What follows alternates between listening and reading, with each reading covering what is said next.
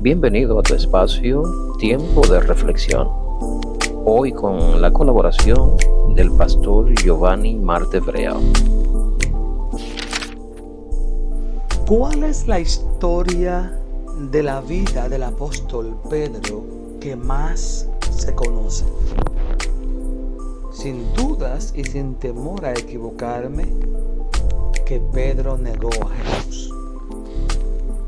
El apóstol Pedro tenía un ímpetu inmenso y decía que aún a la muerte iría con el Señor.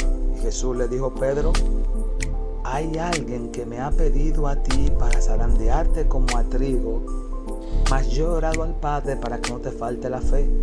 Además, antes que aquel gallo cante, tú habrás negado que tú me conoces, me habrás negado, Pedro.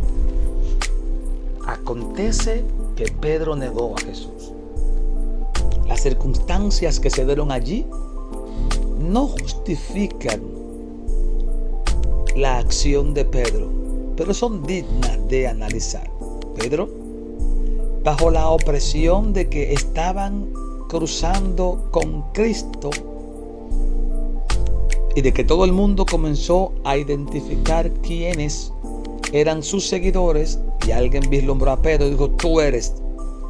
Una acusación que también llevaba a la plena crucifixión de Pedro y su muerte también. Este Pedro, en miedo, humanamente hablando, sale huyendo después de negar al Señor. Todos conocemos la historia de la negación de Pedro.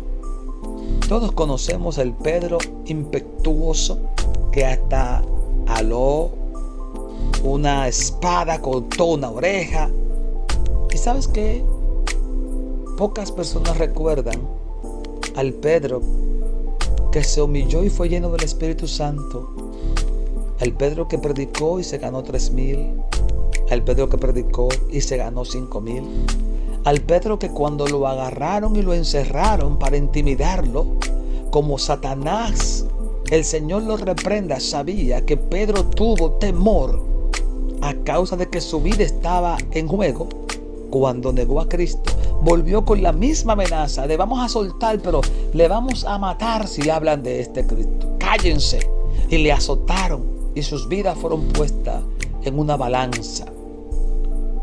Y Pedro dice que era mejor obedecer a Dios que a los hombres.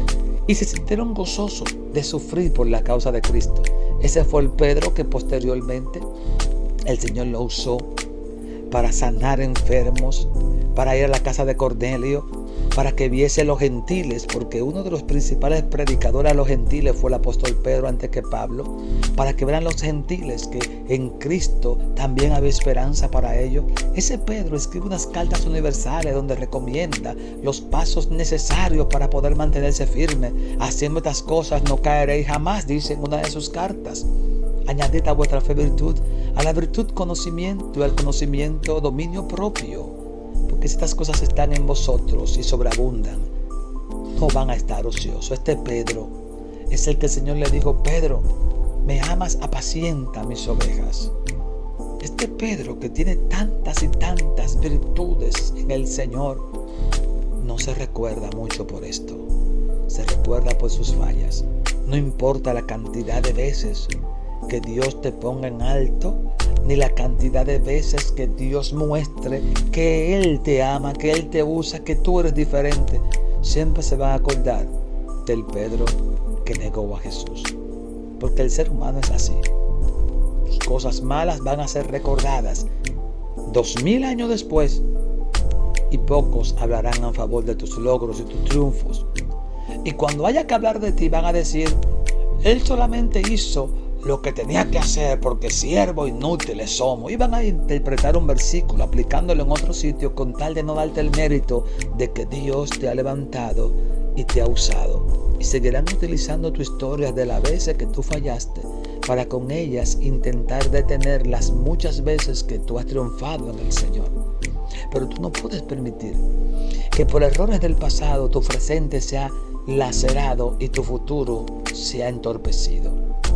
No permitas a aquellos que no quieren reconocer. Ciertamente tú fallaste y tú también lo reconociste, Pedro falló y reconoció que falló y lloró amargamente, y Dios vio su corazón humillado y fue a él y lo restauró y le encomendó sus ovejas y le dio la unción y lo puso en alto y luego lo llevó a ser uno de los principales líderes de la iglesia. Así que no te preocupes por tu pasado. Si ya lloraste amargamente, si ya pediste perdón, si ya te humillaste, es tiempo de levantarte, porque hay trabajo que hacer y Dios necesita hombres y mujeres valientes delante.